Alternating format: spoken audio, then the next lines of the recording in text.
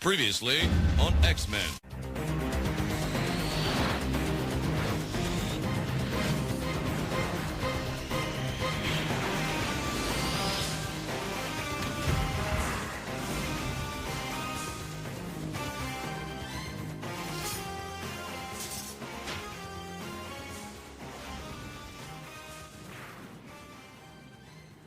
Hello, everyone. Welcome to a new episode of the world's most mutated podcast. That's right.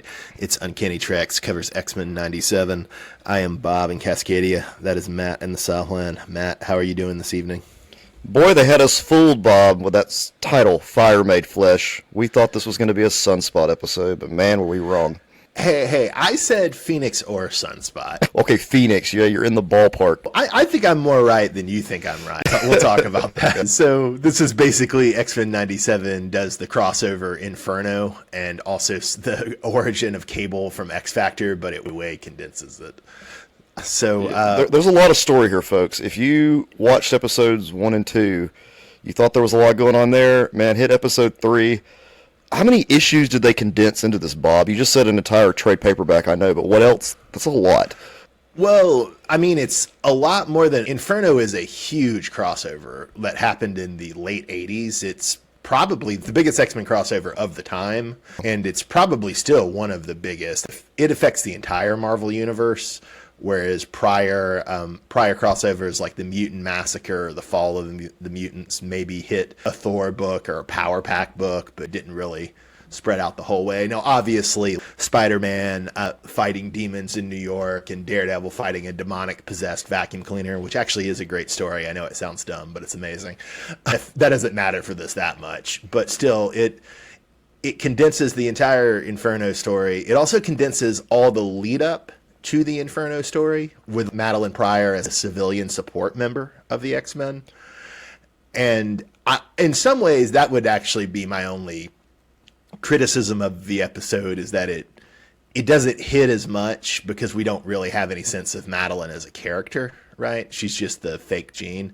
She's just calling me Madeline Pryor at the end. Yeah. Spoilers, by the way, folks. I just want to throw this out here before we have pretty much spoiled the entire episode for you. But if you're listening to this, we assume you've already watched it. Why would you listen to us first? I have no idea why you would do that. Whereas Inferno takes Madeline Pryor out of the comics for decades. This is obviously putting her in the universe.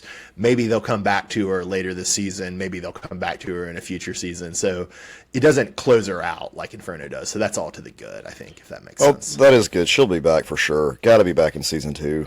Something will happen there.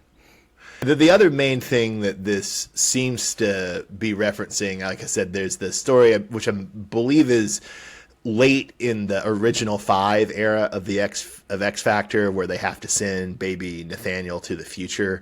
Although I don't remember that story that well, I must confess. Jeez, there's some weird stuff going on in this episode, but it was great. Still good. Still carrying that momentum. I like it. So I guess the first thing I wanted to talk about, we had the cliffhanger, right, where another Jean stumbles in to the mansion at the end of the last episode. And early in this episode, we have the Jean we saw for the first 2 episodes scanning the new Jean who stumbled in.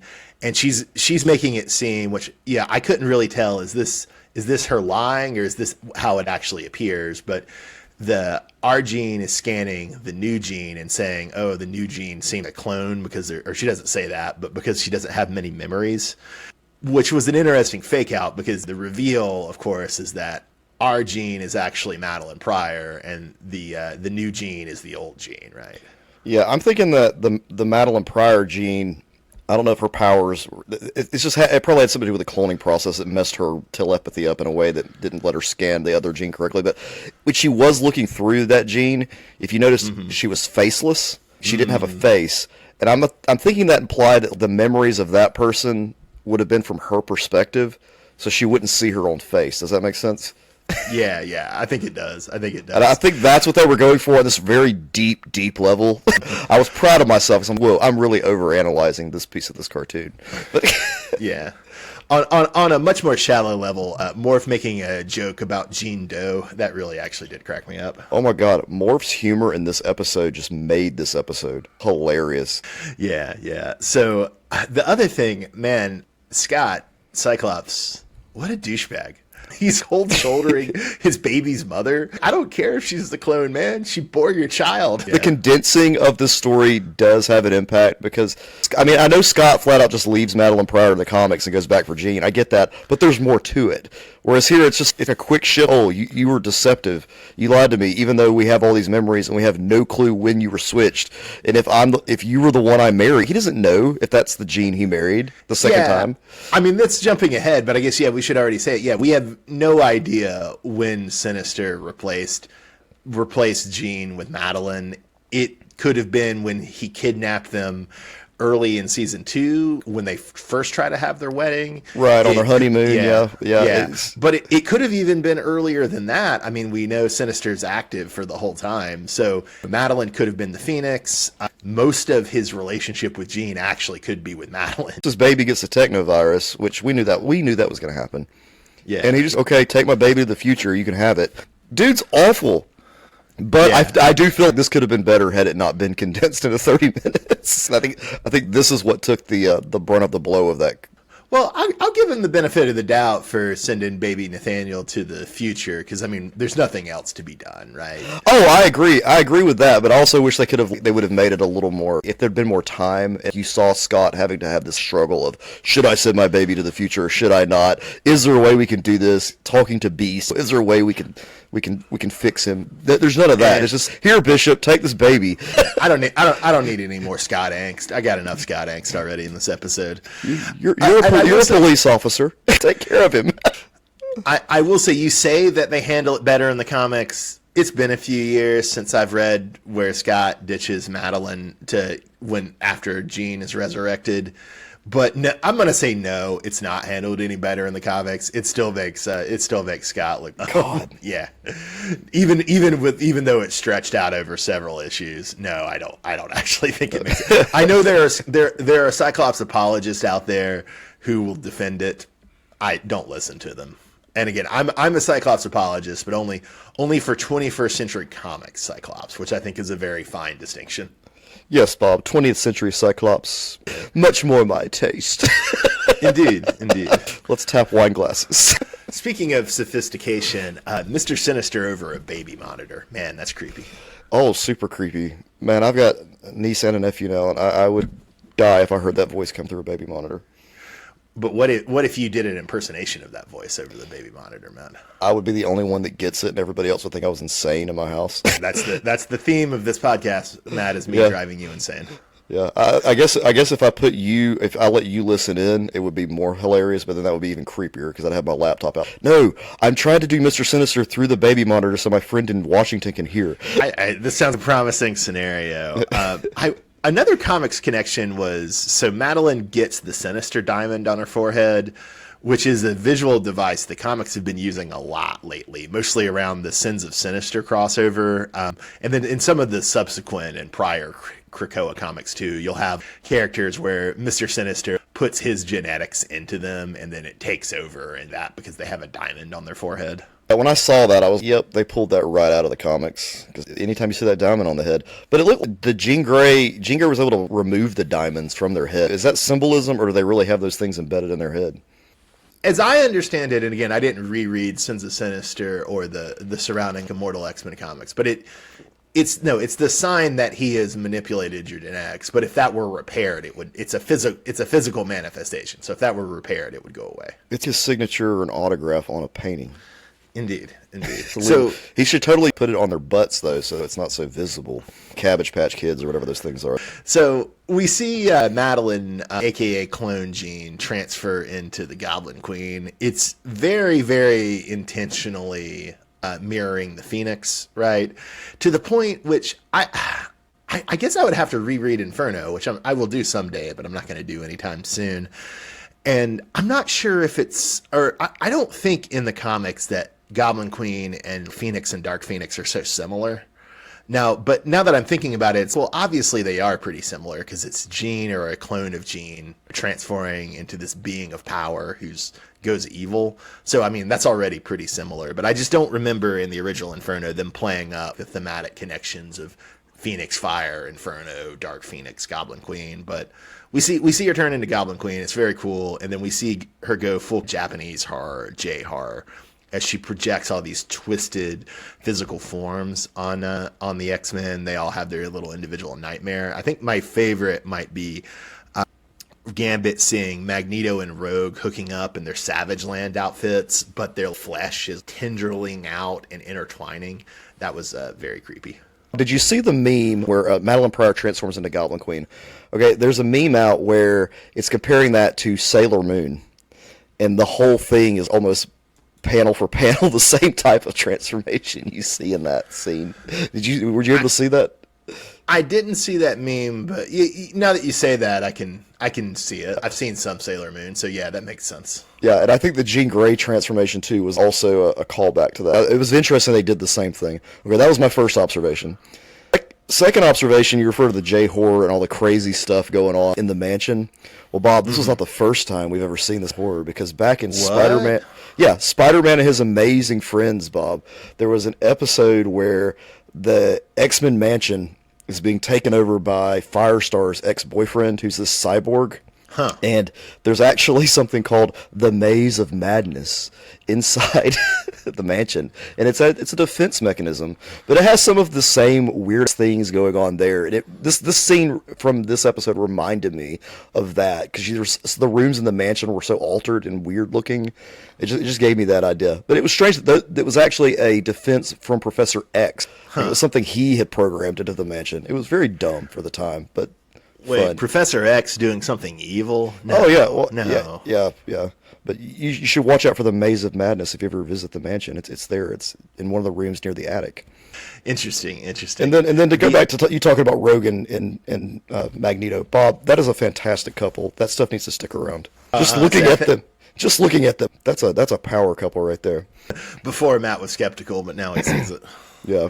The other interesting thing that comes up in the Goblin Queen's visions is she makes Bishop see his sister Shard, who I think we did see in X-Men 92, although I can't remember if we've recorded the episode where we see her yet. But yeah, she shows up a little. Okay, we did. Yeah, she shows up a little in X-Men 92.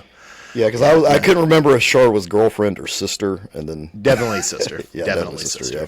Then for a while in the 90s, as a hologram, she was a member of X Factor. But what can you do? Yeah, no, I'm glad you're coming around on the Magneto and Rogue and Gambit triangle. It's a good triangle. Magneto and Rogue are an interesting couple. It's always interesting to see Gambit sad. Another thing that we were talking about last time, we were talking about what a point this show makes of making sure that Cyclops does not shoot lasers. But, of course, he can shoot lasers in the sense that he can shoot Bishop, and then Bishop can shoot lasers. I'm just saying that Cyclops can do lasers. He just needs Bishop there as a circuit. I want to see more circuits. That's what I want to see. Because these used to just be called combo moves in Ultimate Alliance, but I want to see more circuits just in general. I love these things. Well, and I mean, I don't necessarily expect we will see them this season, but the cool thing about the Krakoa era is that you have the Resurrection process, which is a circuit, and then you also have X-Men in the Sword comic basically using different sets of powers to travel the galaxy. And those are more complicated circuits with 5-6 mutants. And so it would be cool to see a combo move or a circuit that was more than 2. But I've been the 2 I can think of we've seen are Gambit charging Wolverine, and then basically Cyclops charging Bishop, both of which have been interesting. You think there's a steady job at Disney or Marvel that's your job to come up with the circuits? I would totally if they could pay me a nice little 6-figure salary, I would be good. I'd be circuiting mutants all day, connecting them. So you brought up the Sailor Moon imagery in the Goblin Queen's transformation.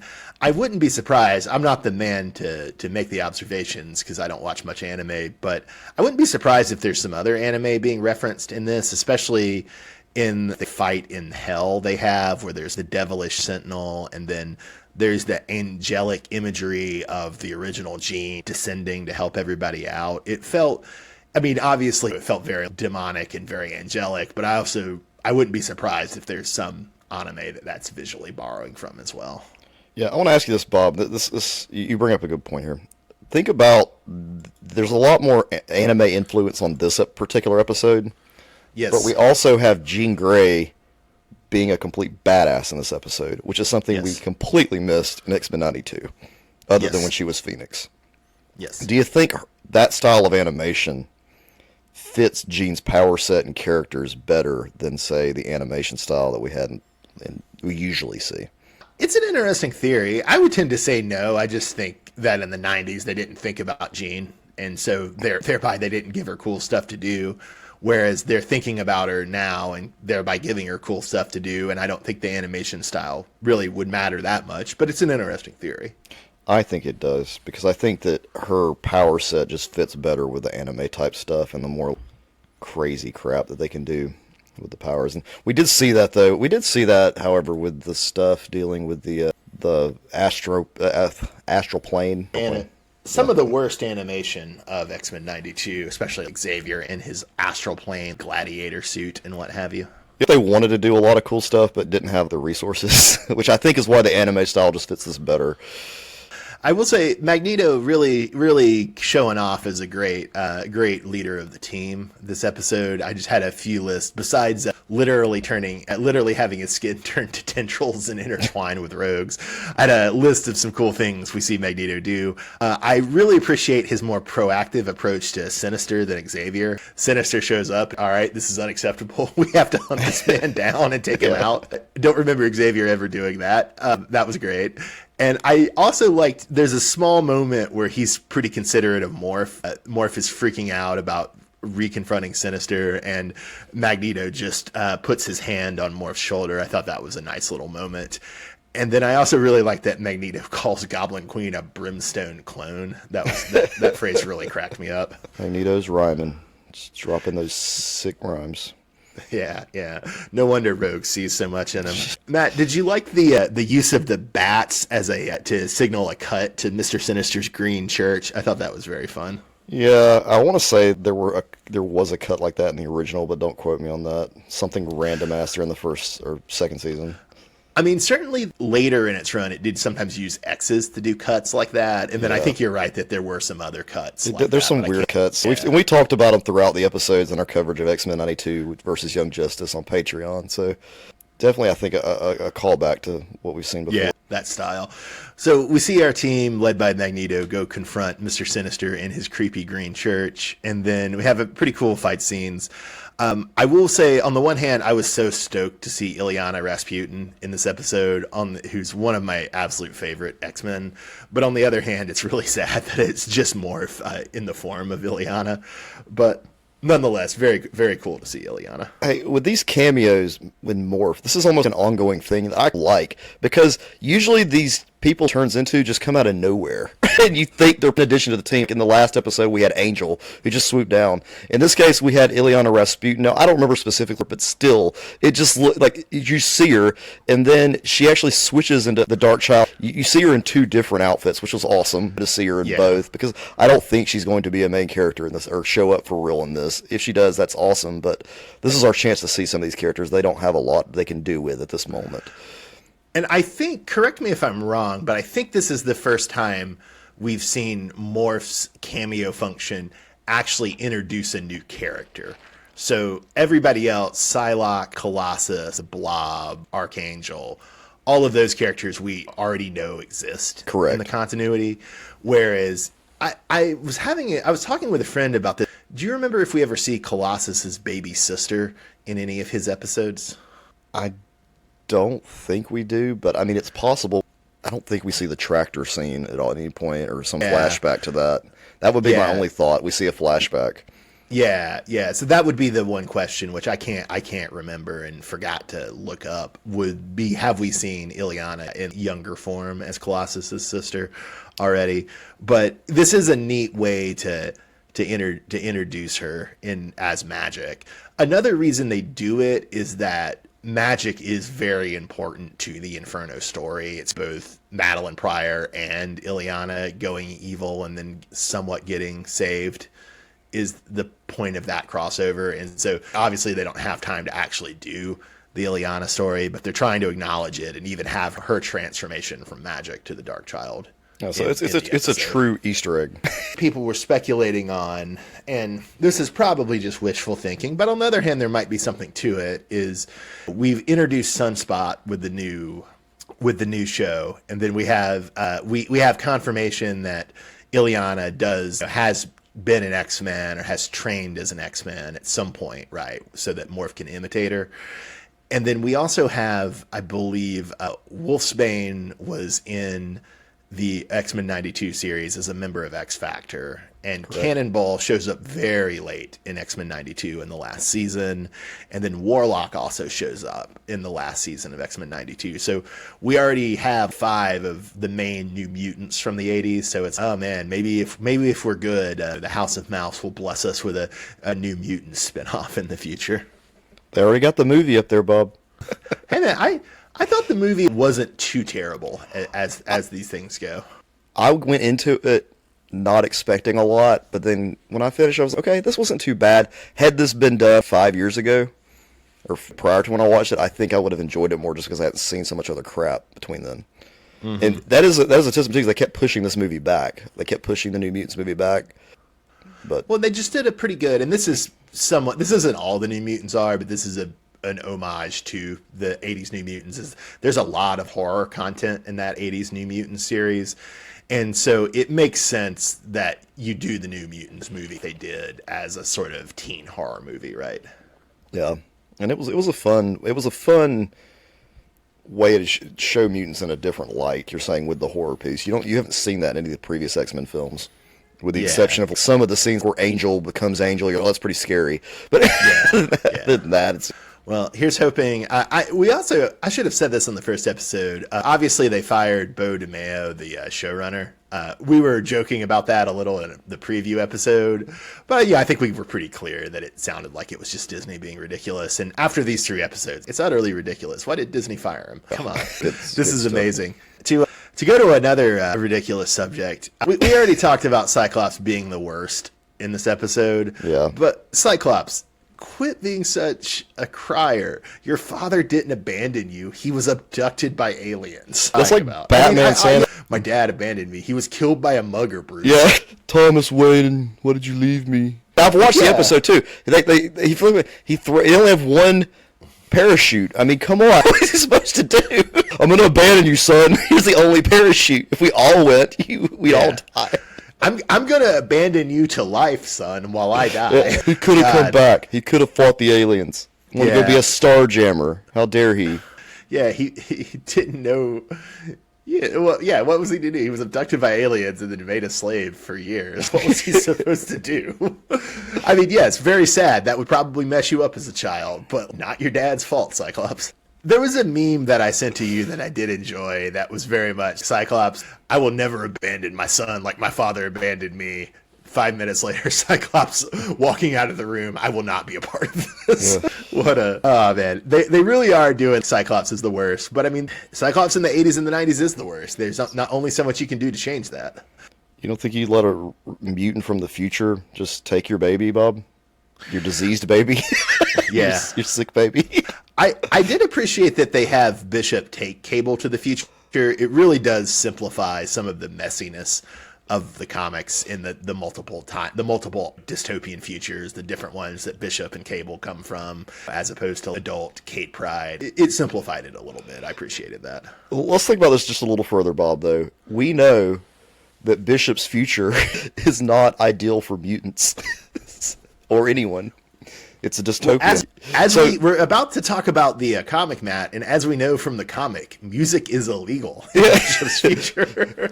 and this, once again, Cyclops and Madeline Pryor are okay with the baby going to this dystopian future with a stranger. Wait, Bishop's not a stranger. How long has Bishop been there for real? Come on. I mean, we've seen him in 2 episodes in the original one, or 3 maybe. Well, he's been there at least the length of Madeline Pryor's pregnancy, right? So at least 9 months. Okay. Yeah. Yeah, because we see him as a part of the team in X-Men 97 #1, the comic we're about to get to. We see him there when she figures out that she's pregnant. It seems he's been there for not a long time, but a little bit of time before that. And then we also have the various encounters with Bishop earlier right, in 92. So it's not a stranger. They know Bishop. Yeah, okay. So, okay, here's another question too, Bob. I know that Strife is Cable's half-brother, right? Well, clone. Clone. Damn it, And then okay. there's the question of, is Strife or is Cable the original? And like with Ben Reilly and Peter Parker, and I think they actually settled on Strife being the original and Cable being the clone, but I might be wrong about that, so don't quote me. You think they'll go there, Bob? You think they'll go there? I think there's a good possibility. I get the sense if they do go there, they might simplify it and streamline it a little bit, like they did with the stories that they're playing with for this episode. So I would be happy with that. I think Strife would be the ultimate 90s callback. Just Yeah. He's such a 90s character. Oh man, good old Strife. Yeah, I mean, I'm down to see Strife. Strife is I don't know if I would say Strife is cool, but he's certainly something. Oh yeah. We already talked about this, but I did want to emphasize that I do think it's cool that we don't know when Sinister replaced Jean with Madeline. I think that's a very neat storytelling choice, and I hope the show never resolves it.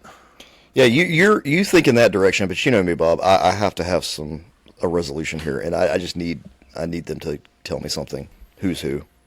Make it clear, please. No, never. You don't deserve closure. Just for Cyclops' sake, Bob. Hey man, Cyclops certainly doesn't deserve anything. Is the woman he's been married to and has a child with and has been in love with for 2 years, or at least 2 years probably, is she the real one? Yeah. Or is the Jean he fell in love with in the original X-Men 92 for the first 2 seasons the one?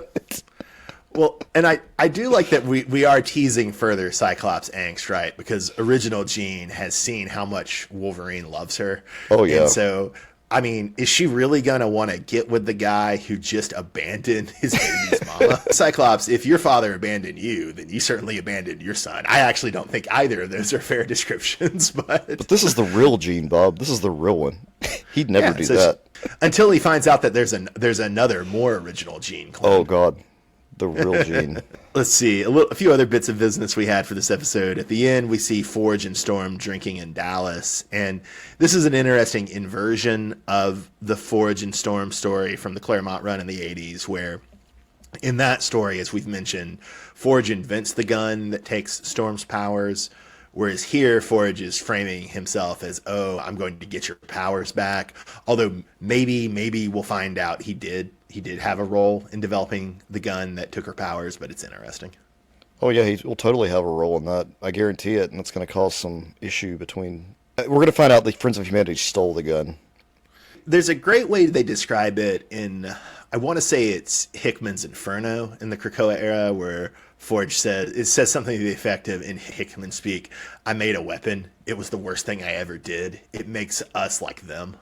Did the gun look as weird as it does? The steampunk look it has in this I show? honestly couldn't tell you. I need to look it up.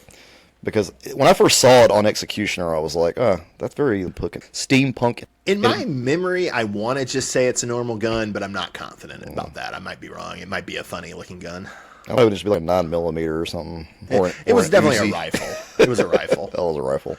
Yeah. The last thing before we get to our characters of the week for the episode A Fire Made Flesh is we already talked about Morph as magic and Morph as Dark Child, right? Right. But just to keep the Morph cameo watch going, we see Morph take the form of Spiral, who's the assassin for Mojo, right? And then we also see Morph revert to their form as Dark Morph after Mr. Sinister tormented them. Dark Morph is what everybody looks like, guys. Indeed. Black spots under your eyes constantly. Yeah. Because you're exhausted. I believe when we covered Dark Morph and X-Men Season 2, you and probably I referred to Dark Morph as Cracked Out Morph. Yes, exactly. Speaking of Cracked Out Morph, Matt, who's your character of the week? Well, Bob, my character of the week is Cracked Out Morph, because Morph is hilarious in this episode. And the best joke that they deliver is when they come out of the danger room and Wolverine and Cyclops are there and they're looking to program something into the danger room when there's an available time. And Morph just starts going through it. And it's determined that Magneto and Rogue have the danger room locked in for the next 72 hours. And Morph implies that, I wonder what they're doing in there. It's a holodeck. So I did want to ask, I should have rewatched the episode. We're recording this on Saturday morning, and I watched it Wednesday night. So my memory's already getting a little hazy. Was there a sense that could have been, that was an early sign of the Goblin Queen tampering with people's perceptions? Or was there a sense that Morph was doing that in order to troll Gambit? Oh, he was totally doing it to troll Gambit. Okay, so Rogue and Magneto don't actually have it reserved, or if they do, they don't have it reserved for that amount of time. It's just Morph is doing it to torment. Their names are on the thing, though. Scrolling name will be Magneto Rogue. So they had something on their schedule to do practice, but it was totally Morph calling out Gambit. Look, Magneto and Rogue are spending all this time together in the Danger Room. But what I was saying, though, is probably Rogue and Magneto had one session in the Danger Room, and then in order to make Gambit feel bad, Morph added hours and hours. Maybe Magneto and Rogue had programmed the holodeck / Danger Room to have sexual escapades. Yes, and that Morph was trying to make Gambit jealous. Yes. Now, if they really did, I don't know, Bob. If you want to write that fan fiction, you go right ahead. I may consider reading it as long as you don't get. I'm not objecting to the idea of Rogue and Magneto having sexual congress in the Danger Room. I'm just saying, would they really have it for so many hours, or is that a prank that Morph is playing on Gambit? I don't know about their stamina. I mean, yeah, we'd have to find out. Do they fight? Do they do it between fighting, or do they just fight and do it at the same time since they're so powerful? How does that? Matt, what I'm asking is, does having the power of magnetism mean that your dick never goes soft? That's what I'm asking? That's a good question, because especially you can manipulate the amount of iron in your body, which means you can manipulate your blood flow. Yes. So I think you're absolutely right, Bob. That's the most science I've done in a while, Bob, so I appreciate that. We've really learned about Magneto's power. Sure, that science is 100% accurate. Just move your blood around with your magic powers. This podcast is peer-reviewed, baby. My character of the week, Goblin Queen. Oh, yeah. Honestly, there's some things I like better about Madeline Pryor and Goblin Queen in the 80s comics, but this episode does a great job of condensing it down and in some ways improving on it. Not in all respects, but in a lot of respects. So I'll give it to Goblin Queen, stroke Madeline Pryor. It was a great episode. Two things I want to say about Goblin Queen. Number one, there's a Goblin Queen action figure. Bought it. Nice. Comes with a baby Nathaniel wrapped up in an X-Men blanket. It's the weirdest. So you finally got your X-Men blanket. I finally did, and I have a baby. At least Cable. in a small plastic form. I always wanted a Nathaniel action figure when I was younger. I had all those Cable figures, but now I have Nathaniel, the baby version. And Matt, what you need to go on eBay and buy an old Strife figure, and then have Strife steal baby Nathaniel. Oh yeah, we could do some really cool little things here. And then the second thing I want to point out, Bob, if X-Men 97 is TV-14, why didn't they go all out with the Goblin Queen outfit? Matt wanted her to look like Witchblade. It could have been ridiculous. I mean, they literally melted the skin of Rogue and Magneto together, and I think Morph said hell at one point, and Wolverine said damn in the last episode, so they're pushing the boundary a teeny tiny bit. When you say why didn't they go all out with the Goblin Queen, do you want to see more skin, or do you want to see more things fused like you saw with Rogue and Magneto's skin? Oh, both. They could have done so much more with her costume, because I mean, her costume, the design looks great, but I'm just saying if you compare it to what's in the comics, they went a little more subtle with some of the stuff they could have gone with. Matt, I want to be both aroused and horrified by this. Yes. I want to think that Goblin Queen will bite my head off after intercourse. So we're going to transition. We should have said this up front, but I'm a terrible podcast host, so I didn't say it up front. We're also going to cover, in addition to X-Men 97, Episode 3, Fire Made Flesh, we're going to cover the first issue of the X-Men 97 comic. So we're about to get into that. Before we get into that, I did want to make 2 points just about X-Men comics that came out this week. In the spirit of me apologizing, or at least partially apologizing, I need to partially apologize to Bo DeMeo for making fun of him for getting fired, because these 3 episodes are great. Disney firing him is insane. I don't know why they would do that. Also, X-Force number 50 dropped this week, Matt. X-Force has been running since the start of the Krakoa era, 50 issues. It's pretty incredible in this day and age. Almost no comics go that long in this day and age. I have not really liked the series for long parts, I have to say.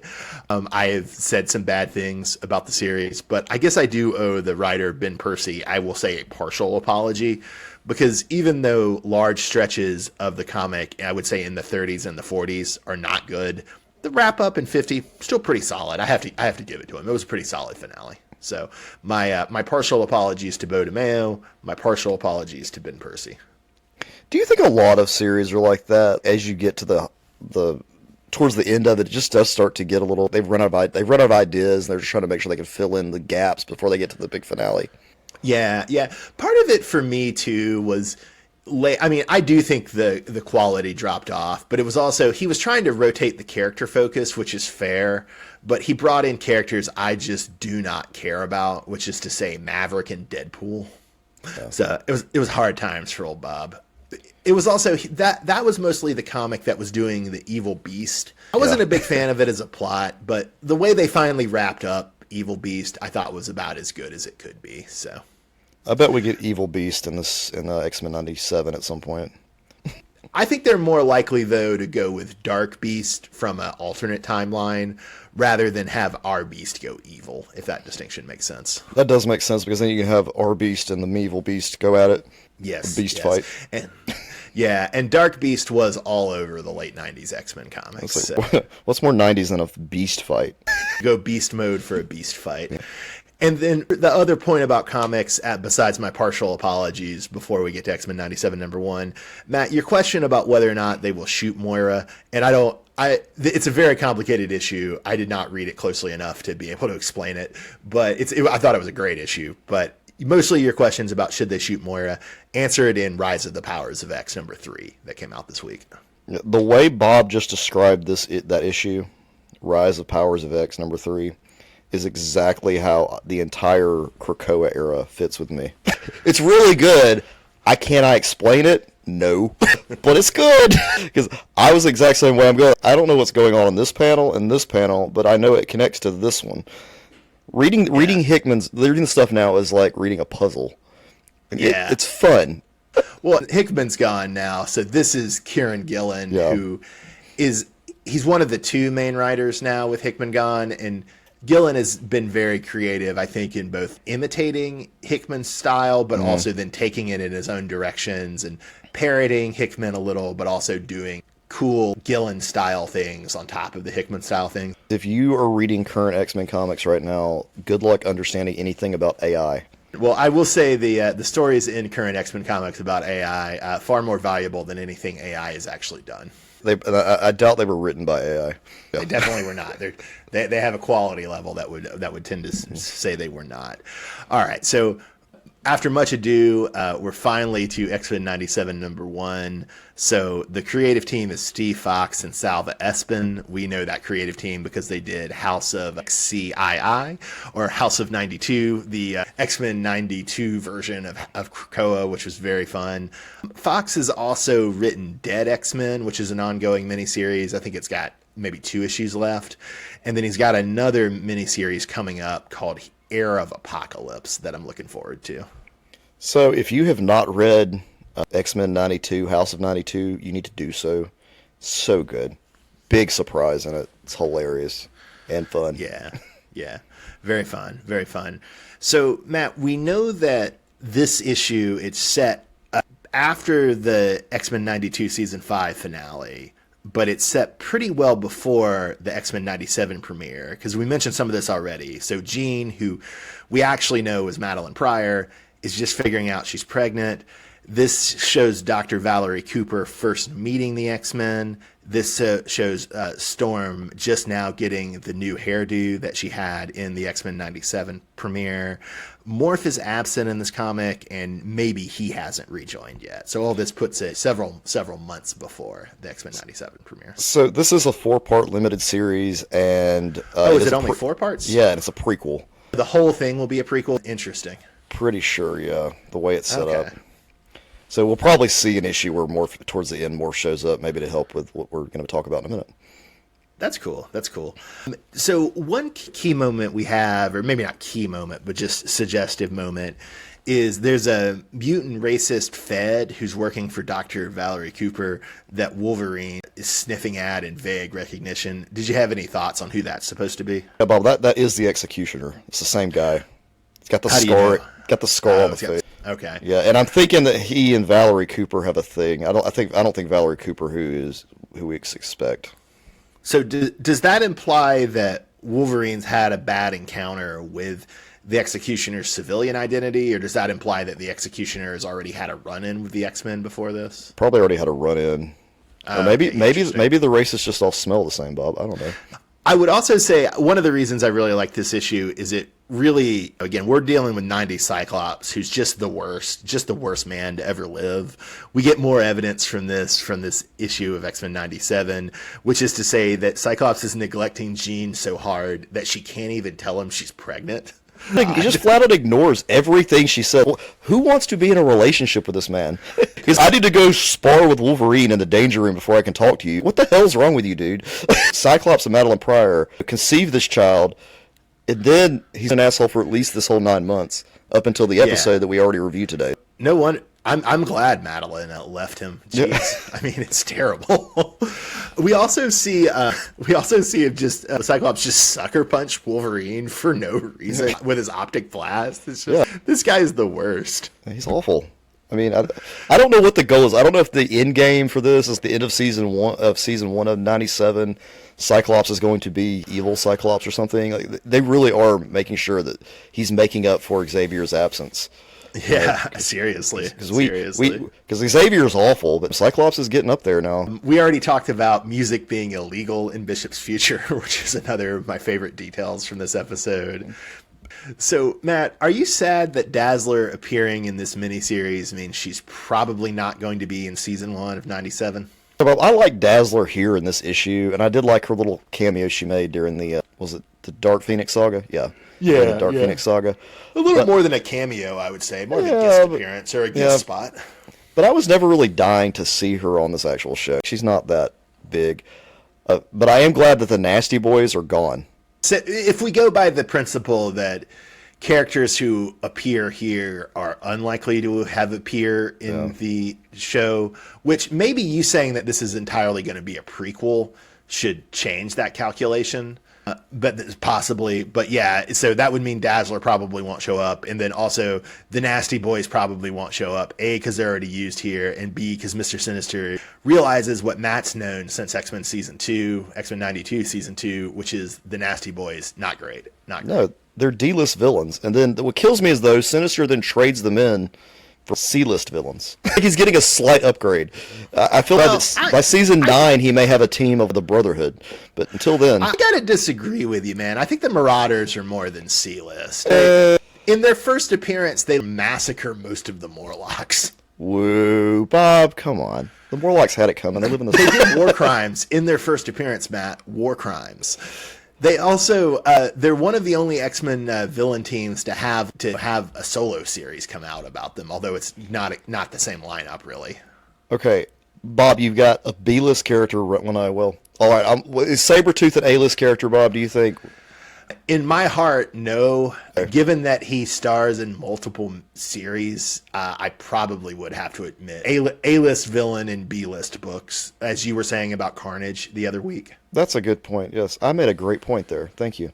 Yeah. Well, I mean, Matt, they're so rare, I can't help but remember them. Yeah, exactly. But Bob, with Sabretooth, though, he's the only one I really know. I recognize Arclight.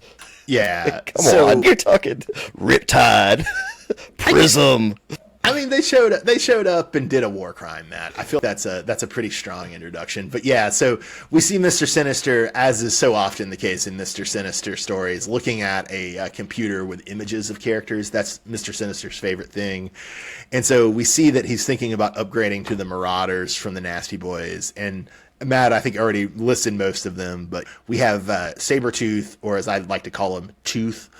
We have Blockbuster, we have Arclight, we have Riptide, and we have Prism. Yeah, and then there were two characters on the other screens, Bob, that you had no clue who they were. No, I knew who the chick was. The chick is Sienna Blaze. Matt, do you remember the Upstarts team from the early 90s? No. I thought because they had a wrestling sounding team name, you might remember them. Oh, is that all it takes, Bob, to sound the Legion of Gloom? What? You're gonna tell me that Upstarts doesn't sound like a stable in WWE? You're gonna tell me that? It actually does, Bob, and I want to go and make a team of it on my game. So yeah, it's pretty good. I like that team name. So the Upstarts were a bunch of young mutants in the early 90s who were killing other mutants for sport, and they were trying to earn a spot in the inner circle of the Hellfire Club. So Sebastian Shaw's son, Shinobi Shaw, was one of them. Let's see, Trevor Fitzroy from the future was one of them. And then we see Sienna Blaze on Mr. Sinister's screen, who was another one. I think from her name, her powers should be pretty obvious, yes. And then we see another character on Mr. Sinister's screen, and Sienna Blaze and this other character are not on the same screen as the Marauders. And that other character is Hazard, who I did not recognize at all, but I finally figured out he's a minor villain in the 90s, and the Hazard's father, along with Xavier's father and Juggernaut's father, were all scientists who were researching mutancy because they had, I guess in the case of Xavier and Hazard's father, they had mutant children, and so they were researching it. And so that's Hazard's role, is he's this minor villain whose father has backstory with Xavier's father. Does that make sense? Yeah, it does make sense. Yeah, I'm being honest, Bob, though, I don't really know that much about any of these characters. The Marauders, I know Sabretooth, and I know what some of them look like. Now, with the Nasty Boys, when we were introduced to them in season 2, I had absolutely no clue who they were at all. I barely remember them from the comics, other than the one that was, that they were nasty. I mean, that's it. They're nasty. Well, Matt, in the second miniseries of X-Men 97, maybe we'll get the Dark Riders. Oh, right. Can't wait for that.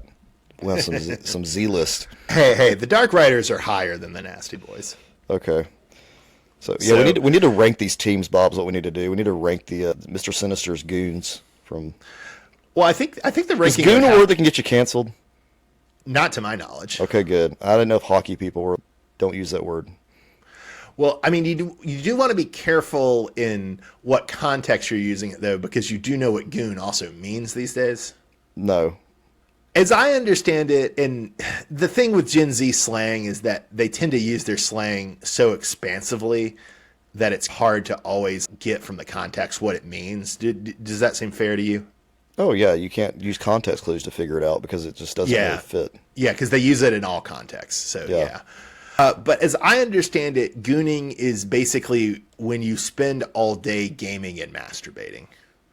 And it's sort of edging, but it's also maybe not just edging because it's maybe just multiple sessions. That's what I understand gooning to be. So as a verb, yes, that means... Yeah, but it could also be, and as a noun, it could be one who goons. So... I don't think gooning or calling someone a goon is offensive, but just know that based on context, it might have that this is a person who shuts themselves up and masturbates all day connotation. You know what's going to make me cry, Bob? What's that? So I looked this up on Urban Dictionary, and I'm not going to read the definition because you pretty much covered it. But it says that it was submitted to Urban Dictionary March 21st, 2009. Yes.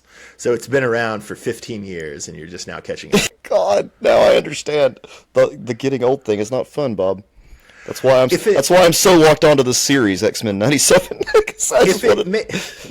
back. I don't want to get old. Yeah. I don't want to get old. Bring back my X-Men.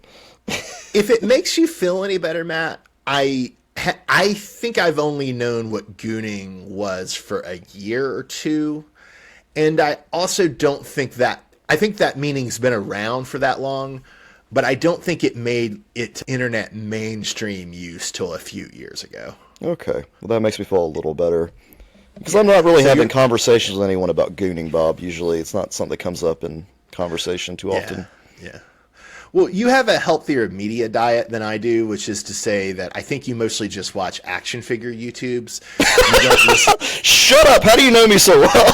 Which is to say, you're not terminally irony poisoned like I am, and you don't listen to a bunch of black pill podcast about internet subcultures. Yeah. So on the whole, between the two of us, Matt, you're living the better life. Yeah, I take some offense, Bob, because I do watch wrestling YouTube videos.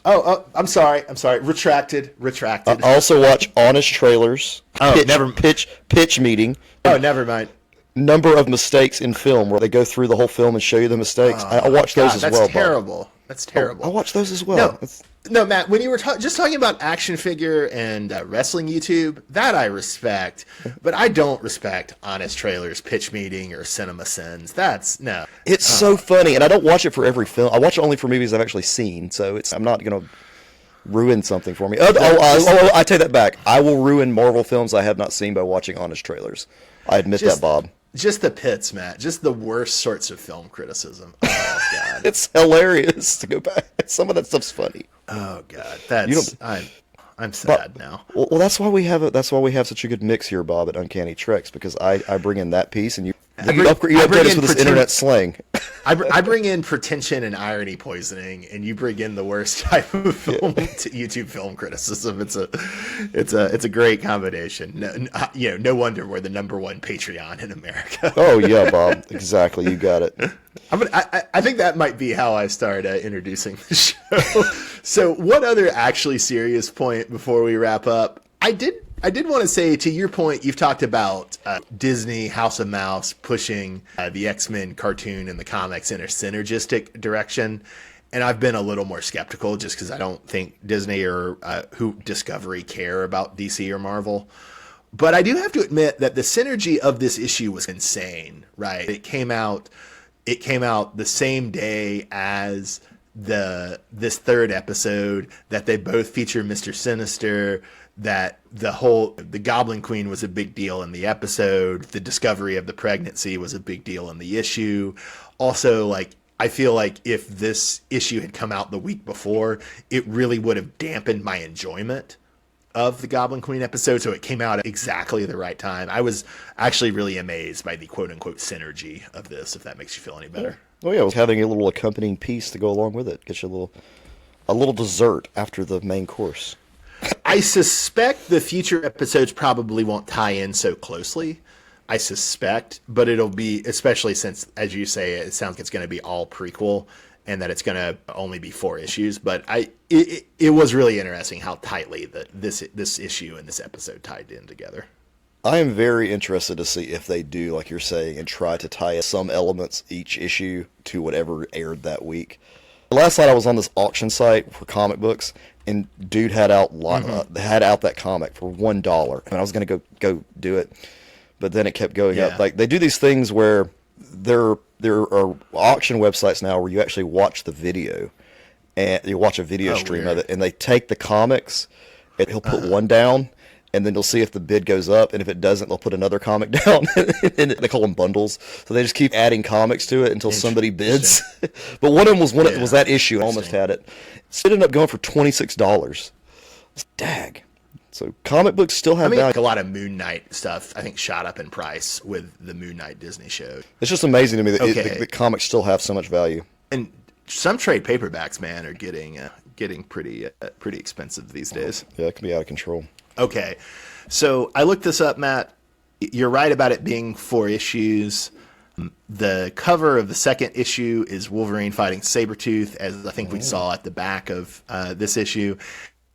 That's going to drop on April 10th, which is only in a couple weeks. And so that's the same week as the Remember It, which I think you correctly deduced is going to be a Gambit episode. And that's in between the 2 Life Death episodes. So I don't know if there'll be any great synergy when that drops or not. But then maybe. I don't know. If the Marauders are involved somehow. Yeah, maybe. And I mean, there is the thing that Gambit was a member of the Marauders, although they may not go in that direction. Maybe Gambit runs away because of the Rogue Magneto thing and joins the Marauders.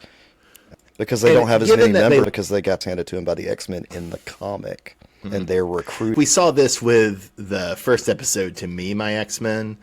They also to do puns with the episode titles sometimes.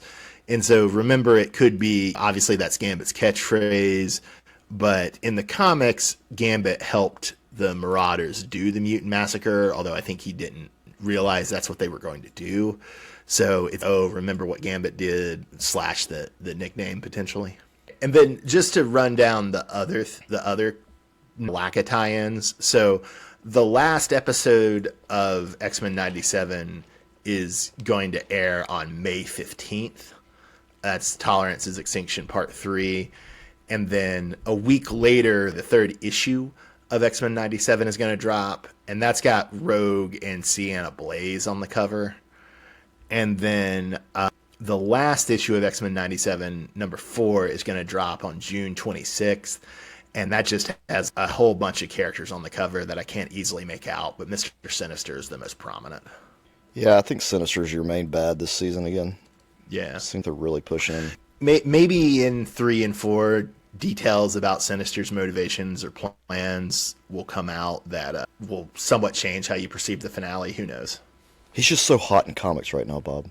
He's a hot character. He's fashionable. Right. I love it. It's an it moment for Mr. Sinister. Yeah. Well, this has been Uncanny Treks covers X-Men 97. I'm Bob in Cascadia. That's Matt in the Southland. If you like the show, please join us on Patreon. We have our coverage of the first, 3 seasons of X-Men 92. We put it up against the great DC show Young Justice. We're also releasing our episode covering early season 4 of X-Men 92, so good stuff on the Patreon. Join us there. Watch this feed for more X-Men 97 content, more Fantastic Four content. And I am Bob in Cascadia. That is Matt in the Southland. Have a great night, everybody. Thanks for listening.